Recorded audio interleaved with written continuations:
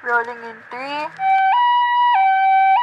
2, 1. Nananaig man ang ingay na naririnig sa labas, dito mo maririnig ang mga boses na gustong may makadinig na matapang at malakas. Ang podcast para sa mga modernong isyong kailangan kilalanin at pag-usapan. Para sa bawat Pilipinong nais ding lumaban. Ang podcast na meron kang kasama, kasangga at kalinga, ito ang Podkalinga. Ito ang Podkalinga. Nagbabalik muli kami sa isang panibagong episode ng Podkalinga, pag-asa at pakikibaka laban sa HIV. Ngayon naman sa ating ikatlong episode, ating tatalakayin ang mga suhestyon o programa na maaaring ilapat sa pagbuksa ng HIV. Ating nabanggit sa mga nakaraang episode ang mga pagkukulang sa batas na ipinapatupad ng pamahalaan sa pagsugpo ng HIV.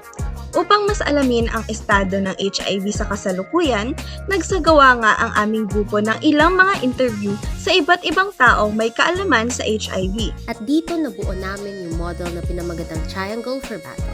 So this model consists of 3 vital players in the epidemic that must be catered to with individual needs and necessities. Kimmy, pwede mo bang i-discuss kung ano ang nakapaloob sa model na ito? Una dito, syempre ang HIV patients o ang mga individual na positive para sa HIV. So, may 2 crucial parts na pwedeng maisagawa sa mga group of individuals na to. Una ay ang mental and emotional support. Magandang magkaroon ng support from family and friends, pero it's much better if may support din na nanggagaling mismo sa community. Tama ka dyan. Napakahalaga talaga ng mental at emotional support para sa mga HIV patients. Mahalaga ang suporta mula sa pamilya at mga kaibigan. Pero, mas lalong nakakabuti kung mayroon din silang suporta mula sa kanilang komunidad. Mas nararamdaman ng mga HIV patients ang pagmamahal at pag-aalaga kapag maraming taong nagbibigay sa kanila ng suporta at pag-unawa. Pero, ano yung isang part sa model na to? Pangalawa naman yung testing and counseling. Maganda sana mabigyan ng free testing and counseling yung group of people na to, as well as yung pagbibigay ng antiretroviral drugs na makatutulong sa overall wellness nila. Totoo, ang libreng testing at counseling ay napakahalaga para sa mga taong maaaring may HIV. Sa pamamagitan ng ganitong mga serbisyo, mas madaling ma-identify at matugunan ang mga kaso ng HIV ng maaga. Bukod dito, ang pagbibigay ng libreng access sa antiretroviral drugs ay magbibigay ng pag-asa at pagkakataon sa mga taong may HIV na mabuhay ng mas malusog at mas matagal. Ano naman yung next na vital player? So yung next vital player naman is yung HIV-susceptible individuals. Pero ano ba ang magagawa natin for them? Well, first is dapat magkaroon tayo ng true data. Dapat malaman natin kung ilan ba talaga yung HIV-positive individuals. Dahil dito, magandang i-example tayo yung pag-require ng HIV testing. Ang ganda ng ideya ng voluntary testing kasi nag-uplift ito ng confidentiality and self-determination. Pero mas maganda talaga if makita natin yung totoong number of individuals with the problem. So it's actually better to make testing a requirement. May mga pagkakataon talaga na kailangan nating masiguro na may sapat na impormasyon tayo tungkol sa lawak ng tuluganin. Sa pamamagitan ng pagiging isang requirement ng pagsusuri, mas masusukat natin ang tunay na lawak ng epidemya at mas mapapadali natin ang pagtugon sa pangangailangan ng mga taong may HIV.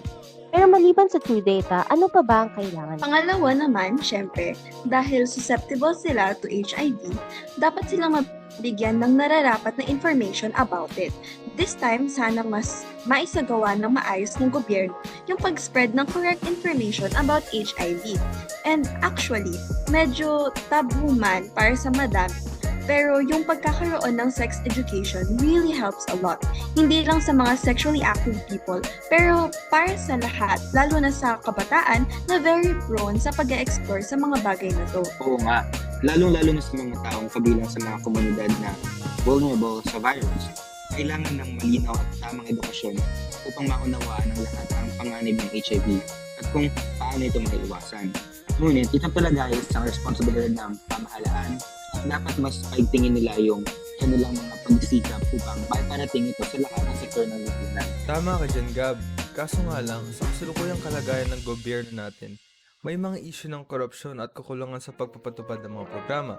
Kadalasan, ang pondo na dapat sana ay para sa mga ganitong klaseng programa ay nauuwi sa bulsa ng ilang tiwali. Kaya't kahit may mga magagandang plano at layunin, hindi rin ito na-implement na maayos. Sana ay mabigyan ng sapat na pansin ng mga opisyal ng gobyerno ang usaping ito at simulan ang pagtugon sa mga problema sa loob ng kanilang sistema. Ngayon naman ay dumako tayo sa huling vital component, which is yung supporting community. Ito yung part ng population na hindi affected ng HIV. Siguro ang pwede nating magawa para sa kanila ay una, education. Siyempre, paano tayo makakabuo ng strong support kung hindi naman sila aware about the issue, diba? Kailangan nilang maintindihan from a victim standpoint yung gravity ng situation para maintindihan nila fully yung importance of being educated about this issue. At syempre, ang isang pangunahing way for us to educate ay sa paggamit ng schools. As I said before, medyo tabu man para sa iba, but we think it's time for our country to accept changes like this one. Hindi naman kasi siya change na ikakasama ng society natin, but it's a change that will help us develop into a more inclusive and educated society. Ngunit hindi rin naman ito masosolusyonan kung walang political efforts, hindi ba? Malaki ang influence ng politics, we all know that. Kaya kung may papakita ng government natin na suportado sila sa pag-resolve ng stigma around HIV, people would consider doing it too, and they might be inspired to know better about the issue. Hindi yung iniignore na lang completely yung problema. Grabe, super detailed pala ng nagawa nating discussion about improving our current law. I think maganda nga yung Triangle for Battle na proposed plan natin kasi very practical siya. Maisasagawa talaga siya with the right people and with effort, of course, from our people. Sana lang talaga makonsider ng government na mag-take action sa issue na to kasi it's really alarming how this issue has not yet been resolved for many years and is continuously worsening lang. Anyway, I think that wraps up our discussion for our episode for today. Again, we are Kimmy, Nirvana, Ram, and Gab. Thank you for listening to our podcast. Maraming salamat sa pagtakilig sa short but sweet 3 episodes ng Podkalinga.